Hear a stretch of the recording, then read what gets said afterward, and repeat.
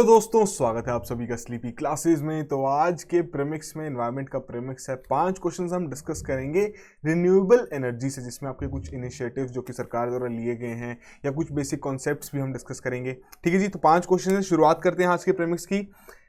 तो पहले क्वेश्चन में बात हो रही है आपके biomass as a source of energy के बारे में। ठीक है जी, आपको इससे रिलेटेड यहाँ पर 3 स्टेटमेंट्स दी गई हैं, आपको बताना है इनमें से कौन कौन से स्टेटमेंट्स यहाँ पर करेक्ट हैं। 4 कोड्स यहाँ प्रोवाइड किए गए हैं। सबसे पहले में कह रहे हैं बायोमास ये आपका बेटर है than the fossil fuel in terms of impact on fuel burning on the carbon budget of the environment. Second में कह रहे हैं इंसिनरेशन के बारे में, एक प्रोसेस है जिसके चलते आपका बायोमास बर्न किया जाता है in the presence of air at high temperatures. और थर्ड में गैसिफिकेशन के बारे में कह रहे हैं, एक प्रोसेस है जिसमें आपके माइक्रो ऑर्गेनिजम्स यूज किए जाते हैं इन एन एनारोबिक एनवायरनमेंट, ताकि वहां पर आपकी मीथेन गैस प्रोड्यूस की जा सके बायोमास से। ठीक है जी, तो ये 3 स्टेटमेंट्स हैं, 4 कोड्स आपको नीचे दिए गए हैं, थोड़ा सोचिए इसके बारे में। करेक्ट ऑप्शन यहाँ पर मार्क कीजिए, फिर डिस्कस करते हैं इस क्वेश्चन को। तो यहाँ पर आपकी फर्स्ट और सेकंड स्टेटमेंट बिल्कुल करेक्ट है। थर्ड में जो गैसिफिकेशन की बात हो रही है ये आपकी इनकरेक्ट स्टेटमेंट है। डिस्कस कर लेते हैं किस तरीके से है कि बेसिकली अगर हम बात करें जो आपकी बायोमास गैसिफिकेशन रहती है, तो क्या ये प्रोसेस है कि आपका मेच्योर कंट्रोल्ड प्रोसेस रहती है जिसमें आपकी हीट, स्टीम, ऑक्सीजन भी इन्वॉल्व रहता है, जो कि बायोमास को कन्वर्ट करता है हाइड्रोजन या फिर बाकी प्रोडक्ट्स में विदाउट कंबशन। और जो स्टेटमेंट आपको वहां दी गई थी वो थी आपकी बायोमेथिनेशन की, जिसमें आपके माइक्रोबायोलॉजिकली जो ऑर्गेनिक मटेरियल है उसे कन्वर्ट किया जाता है under anaerobic conditions into the biogas. ठीक है जी, यही चीज आपसे पूछी भी गई थी। तो फिर एक क्वेश्चन आता है कि किस तरीके से जो आपका बायोमास है वो एक बेटर है, ऑप्शनल है हमारे लिए than the fossil fuel in terms of the impact of fuel burning on the carbon budget of the environment. थोड़ी बहुत डिस्कस कर लेते हैं इसके बारे में। तो बेसिकली जो आपकी फॉसिल फ्यूल्स हैं रिलीज करती हैं कार्बन डाइऑक्साइड इनटू एटमॉस्फेयर, जो कि आपकी स्टोर होती है अर्थ में for the million of years. ठीक है जी, तो यूजिंग फॉसिल फ्यूल बेसिकली जो आपका रिलीज करता है store carbon with in the earth crust, जिसकी वजह से जो हमारा कार्बन बजट है वो और ज्यादा वहां पर बढ़ जाता है। ठीक है जी, जो आपकी बर्निंग रहेगी बायोमास की वो रिलीज करेगी same amount of carbon dioxide. However जो ये रिलीज रहेगा CO2 का वो आपका बैलेंस कर जाएगा by the CO2 absorb during the process of photosynthesis, जो कि आपका बायोमास ग्रोथ में यूज होगा। ठीक है जी, तो वही चीजें आपसे पूछी भी गई थी। और क्या था कि वहां से प्रोसेस के बारे में भी आपसे एक स्टेटमेंट थी कि क्या प्रोसेस वहां पर यूज की जाती है जिसके चलते आपको बायोमास कन्वर्ट किया जाता है यूजेबल एनर्जी में। तो कंबशन है, इंसिनरेशन जिसे हम कहते हैं, फिर आपको बायोमेथिनेशन जो कि हम ऑलरेडी डिस्कस कर चुके हैं, और एक आपका गैसिफिकेशन है। बेसिक चीजें थी। आई होप आपने इस क्वेश्चन को करेक्टली मार्क किया हो। अगले क्वेश्चन की ओर बढ़ते हैं। सेकंड क्वेश्चन बात हो रही है पीएम कुसुम स्कीम के बारे में। बहुत बार आपने डिस्कस किया होगा, तो थोड़ा रिवाइज कर लेते हैं। सरकार द्वारा लॉन्च की गई है सोलर आपकी जो एनर्जी है उसे यूटिलाइज करने के लिए, उसकी और ज़्यादा प्रोडक्शन की जा सके। ठीक है जी, तो इससे रिलेटेड आपको यहाँ पर कुछ स्टेटमेंट दी गई हैं, आपको बताना है इनमें से कौन कौन सी स्टेटमेंट्स करेक्ट हैं इस स्कीम से रिलेटेड। तो पहली स्टेटमेंट देख लेते हैं। कह रहे हैं जो आपकी स्कीम है इनिशिएटिव है ministry of new and renewable energy का। सेकंड में कह रहे हैं जो आपका कंपोनेंट ए है स्कीम का, उसमें आपका individual plant size basically allow किया गया है 5 मेगावाट तक का। ठीक है जी, और थर्ड में कह रहे हैं जो आपकी स्कीम है अलाउ करेगी फार्मर्स को कि वो सेल करें एक्सेस सोलर पावर, जो कि आपकी ग्रिड में भी सप्लाई की जा सकती है। तो सिंपल सा क्वेश्चन है, 3 बेसिक स्टेटमेंट्स आपको दी गई हैं, इजी क्वेश्चन है। करेक्ट ऑप्शन मार्क कीजिए, फिर डिस्कस कर लेते हैं कुछ चीजें इसके बारे में। तो देखिए यहां पर आपकी फर्स्ट और थर्ड स्टेटमेंट करेक्ट है। तो इसे बेसिकली जो आपकी पीएम कुसुम ये जो स्कीम है काफी ज्यादा अभी हम कह सकते हैं सरकार इस पर काफी फोकस भी कर रही है, इंप्लीमेंटेशन भी काफी ज्यादा हो रही है इसकी। ठीक है जी, तो जो पीएम कुसुम स्कीम है इसमें 3 कंपोनेंट्स है, जिसमें आपका जो कंपोनेंट ए है जिसमें प्लांट साइज एस्टैब्लिश करने की बात की गई है, तो आपका 2 मेगावाट तक की वहां पर रिस्ट्रिक्शन है कि 2 मेगावाट तक का ही आपका प्लांट वहां पर स्थापित किया जा सकता है कंपोनेंट ए के आधार पर। ठीक है जी, फर्स्ट और थर्ड बिल्कुल करेक्ट है। तो डिस्कस कर लेते हैं कुछ बातें इस पर्टिकुलर स्कीम से रिलेटेड। कि पहली बात तो इसमें आपके जितने भी इंडिविजुअल फार्मर्स हो गए, ग्रुप्स ऑफ फार्मर्स हो गए, कोऑपरेटिव्स, पंचायत, FPOs हो गए, सभी एलिजिबल हैं कि वहां पर अपने रिन्यूएबल पावर प्रोजेक्ट्स को स्थापित कर सकते हैं, जिसकी कैपेसिटी आपकी 500 किलोवाट से लेकर 2 मेगावाट तक रहेगी। ठीक है जी, ministry of new and renewable energy द्वारा ये लॉन्च की गई है स्कीम। और बेसिक सा एम जो यहाँ पर रखा गया है कि क्या ऑब्जेक्टिव है, क्या यहाँ पर टारगेट रखा गया है कि जो हमारी जो बेसिकली सोलर और जो बाकी रिन्यूएबल कैपेसिटीज हैं उसका जो टारगेट है वो 25,000 मेगावाट का है बाय 2022। ठीक है जी, तो इसमें आपकी केंद्रीय सरकार आपकी जो यहाँ पर फाइनेंशियल सपोर्ट इसके लिए प्रोवाइड भी कर रही है। उसके अलावा आपकी जो 3 कंपोनेंट्स के बारे में बात की, जो पहली आपकी स्टेटमेंट भी यहाँ पर थी जो कि इनकरेक्ट भी हुई थी।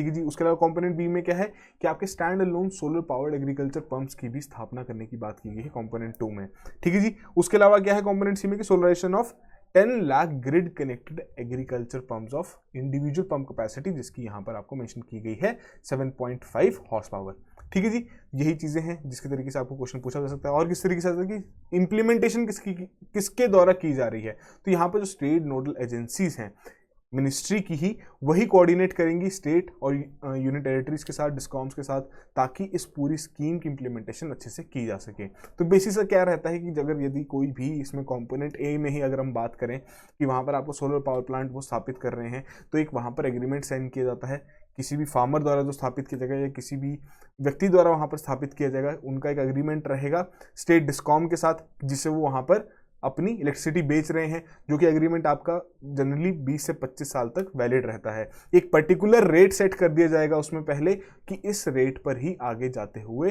अगले इतने सालों तक आपके इस रेट पर एक यूनिट की वैल्यू इतनी उन्हें मिलेगी, ठीक है जी। तो यही बेसिक ऑब्जेक्टिव है यहाँ पर पीएम कुसुम स्कीम का भी, कि फार्मर्स की इनकम भी डबल की जा सके और जो हमारी रिन्यूएबल कैपेसिटी है उसे भी थोड़ा और ज्यादा एनहांस किया जा सके। उसके अलावा जो आपके बेनिफिट्स हैं वो आप यहाँ पर देख सकते हैं, पीडीएफ में आपको मिल जाएंगे, अच्छे से आप पढ़िए, आपके मेन आंसर राइटिंग के पॉइंट ऑफ व्यू से भी इंपॉर्टेंट रहेगा।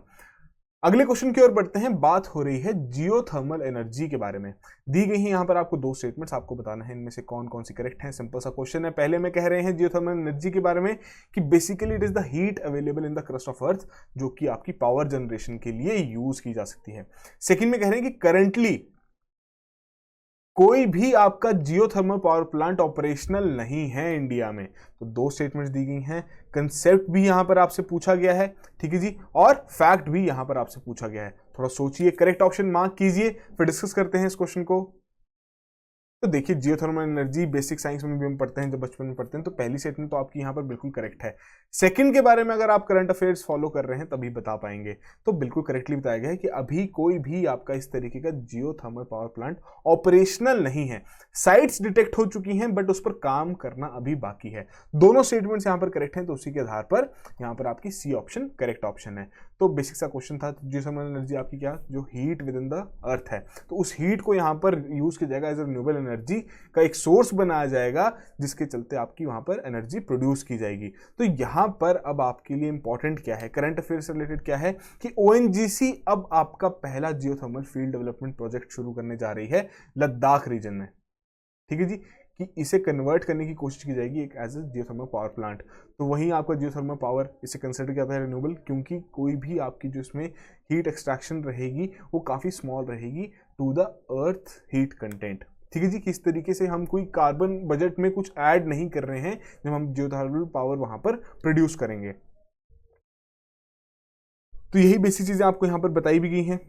और उसके अलावा कि जियोथर्मल पावर आपकी कंसिडर की जाती है sustainable thanks to the power to sustain the earth integrate in ecosystems. उसके अलावा जो आपकी जियोथर्मल सोर्सेज ऑफ एनर्जी है, तो इसमें अगर हम इंडिया के कंटेक्स्ट में ही बात करें कि कौन कौन से ऐसे रीजन्स हैं जहां पर हम एक एज अ पोटेंशियल साइट उसे मान सकते हैं, तो इस मैप को आप यहाँ पर रेफर कर सकते हैं। और वही आपका लद्दाख रीजन में भी अब जो ओएनजीसी द्वारा प्रोजेक्ट शुरू किया जाएगा वो आपके इन्हीं साइट्स को देखते हुए कि और कैसी इस तरीके की साइट्स रहेंगी जहां पर बाकी हमारे जो ओएनजीसी जैसी कंपनीज हैं या पीएसयूज हैं वो इस पर काम करना शुरू करेंगी, ठीक है जी। सिंपल सा क्वेश्चन था, बट इंपॉर्टेंट यही है कि अभी कोई भी ऑपरेशनल नहीं है इस तरीके का कोई भी पावर प्लांट।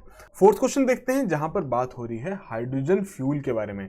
दी गई है यहाँ पर आपको 3 स्टेटमेंट्स, आपको बताना है इनमें से कौन कौन सी करेक्ट हैं। तो पहले भी हम इस तरीके का क्वेश्चन डिस्कस कर चुके हैं हाइड्रोजन फ्यूल से रिलेटेड। तो पहली स्टेटमेंट देख लेते हैं, कह रहे हैं इसे यूज किया जाता है फ्यूल सेल्स में, इंटरनल कंबशन इंजन्स में और as a fuel for spacecraft propulsion. Second में कह रहे हैं ब्लू हाइड्रोजन कैटेगरी के टाइप के बारे में यहाँ पर बात हो रही है कि ये आपका एक्सट्रैक्ट की जाती है डीप ओशन से। और थर्ड में कह रहे हैं जो हमारी यूनियन गवर्नमेंट है उन्होंने लॉन्च किया है national hydrogen mission for generating hydrogen from green power sources. तो बेसिकली 3 स्टेटमेंट्स दी गई हैं, सिंपल सा क्वेश्चन है, पहले भी हम इस तरीके का क्वेश्चन डिस्कस कर चुके हैं, इजी रहेगा आपके लिए। करेक्ट ऑप्शन मार्क कीजिए, फिर डिस्कस करते हैं इस क्वेश्चन को। तो यहां पर जो सेकंड स्टेटमेंट में टाइप के बारे में बात हो रही है ब्लू हाइड्रोजन, तो बस आपकी यही स्टेटमेंट यहां पर इनकरेक्ट है, उसके अलावा आपकी पहली और थर्ड स्टेटमेंट बिल्कुल करेक्ट है, ठीक है जी। तो बेसिकली अगर हम बात करें ब्लू हाइड्रोजन आपकी क्या रहती है, तो बेसिकली आपकी प्रोड्यूस की जाती है using the same reforming process जो कि आपकी ग्रे, ब्राउन, ब्लैक हाइड्रोजन के लिए भी की जाती है। बट यहां पर CO2 आपकी जो रिलीज होती है उसे हम कैप्चर भी कर पाते हैं। हाइड्रोजन एज अ फ्यूल के बारे में बात करें तो क्लीन फ्यूल है, आपके वेरियस एक्टिविटीज में यूज होता है, काफी मल्टीपल एप्लीकेशंस हैं। बट यहाँ पर खास बात क्या है कि इंडिया के लिए इंपॉर्टेंट क्यों, इंडिया चाहता है यहाँ पर ग्लोबल पावर, ग्लोबल आपका सप्लायर बनना इस तरीके के हाइड्रोजन फ्यूल का। ठीक है जी। तो बेसिकली फर्क क्या है, जो आपका ग्रीन हाइड्रोजन रहेगा कि वहां पर जो आपकी इलेक्ट्रिसिटी यूज की जा रही है, जिसके चलते हाइड्रोजन आपका प्रोड्यूस किया जा रहा है, कि वो आपका रिन्यूएबल सोर्स ऑफ एनर्जी से वहां पर प्रोड्यूस किया जाएगा। उसके अलावा जो आपकी बाकी कैटेगरीज हैं यहाँ पर बेसिकली जो आपका फॉसिल फ्यूल से आपके जो जनरेट किए जा रहे हैं, जो एनर्जी जनरेट की जा रही है, जो कि यूज किया जा रहा है आपका हाइड्रोजन प्रोड्यूस करने में, तो वहां पर आपकी कैटेगराइजेशन इस तरीके से की जा चुकी है। ब्लू में क्या है कि वहां पे जो एमिशंस रिलीज हो रहे हैं उसे कैप्चर करने की भी कोशिश की जा रही है, बट स्टिल रिलीज हो रहे हैं, तो बात तो आई गई। उसके अलावा जो हमारा नेशनल हाइड्रोजन मिशन है, तो जैसे कि हमने बात की, इंडिया बनना चाहता है ग्लोबल हब जो कि मैन्युफैक्चर करेगा हाइड्रोजन और बाकी जगह वहां पर एक्सपोर्ट करेगा। तो उसी के चलते यहाँ पर सरकार द्वारा ये लॉन्च किया गया है, जिसमें 2 तरीके के टारगेट्स रखे गए हैं, शॉर्ट टर्म और लॉन्ग टर्म, जो कि आपके लिए मेन आंसर राइटिंग के पॉइंट ऑफ व्यू से भी इंपॉर्टेंट रहेगा। ठीक है जी, तो सिंपल सा क्वेश्चन था। अगले क्वेश्चन की ओर बढ़ते हैं, आज का लास्ट और फाइनल क्वेश्चन, जहां पर कह रहे हैं ministry of petroleum and natural gas उन्होंने नोटिफाई किए हैं target for ethanol blending under the national policy on biofuel 2018। उसी के चलते आपको यहाँ कुछ स्टेटमेंट दी गई हैं, आपको बताना है इनमें से कौन कौन सी स्टेटमेंट्स आपके यहाँ पर करेक्ट हैं। पहले में कह रहे हैं E10 के बारे में कि बेसिकली इसका जो टारगेट है to achieve ethanol mix of 10% with 90% diesel by 2022।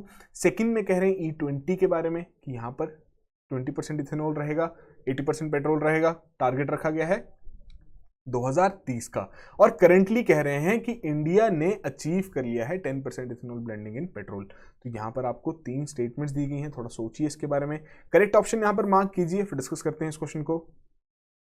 तो एक तरीके से फैक्चुअल नेचर का क्वेश्चन पूछा गया है कि क्या यहाँ पर जो नेशनल पॉलिसी उसके आधार पर क्या टारगेट्स हैं और क्या हमने अचीव कर लिया है। तो बेसिकली यहाँ पर आपकी सिर्फ और सिर्फ पहली स्टेटमेंट ही करेक्ट है। डिस्कस कर लेते हैं कि पहली बात इथेनॉल ब्लेंडिंग क्या है, कि इथेनॉल आपका एक बायोफ्यूल है जो कि प्रोड्यूस करता है बाय प्रोसेसिंग ऑर्गेनिक मैटर। तो यहाँ पर जो आपका इथेनॉल है उसका हाई इन ऑक्सीजन कंटेंट रहता है, जो कि अलाउ करता है इंजन को कि और ज्यादा वहां पर थॉरली उस फ्यूल को वो कंबस्ट कर सके। ठीक है जी। तो बेसिकली ये आपका बाकी फ्यूल्स के साथ भी डिफरेंट क्वांटिटीज में यूज किया जाता है, ताकि जो हमारे व्हीकुलर एमिशंस हैं उन्हें हम यहाँ पर रिड्यूस कर सकें। तो इसलिए यहाँ पर इसे एज अ रिन्यूएबल फ्यूल भी कंसिडर किया जाता है।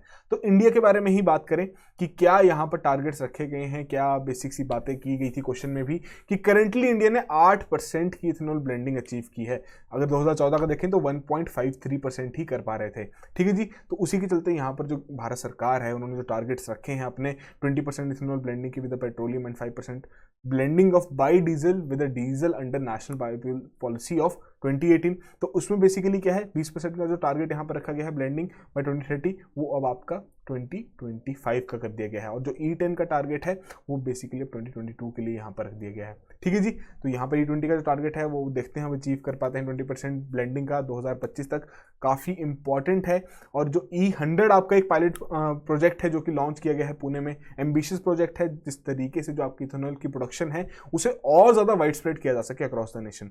ठीक है जी। तो यही चीज़ें थी जो कि आपके इस क्वेश्चन से रिलेटेड इंपॉर्टेंट भी हैं, जो हम डिस्कस भी किए आज। तो इसी तरीके से रेगुलरली हम डेली के 5 क्वेश्चन डिस्कस करेंगे जो कि आपके प्रीलिम्स पॉइंट ऑफ व्यू से इंपॉर्टेंट रहेंगे। और जैसे जैसे आगे बढ़ते जाएंगे, जो हमारा प्रीलिम्स 2022 का टारगेट है उसे भी हम यहाँ पर अचीव करने की पूरी कोशिश करेंगे। ठीक है जी। So that will be all the very best.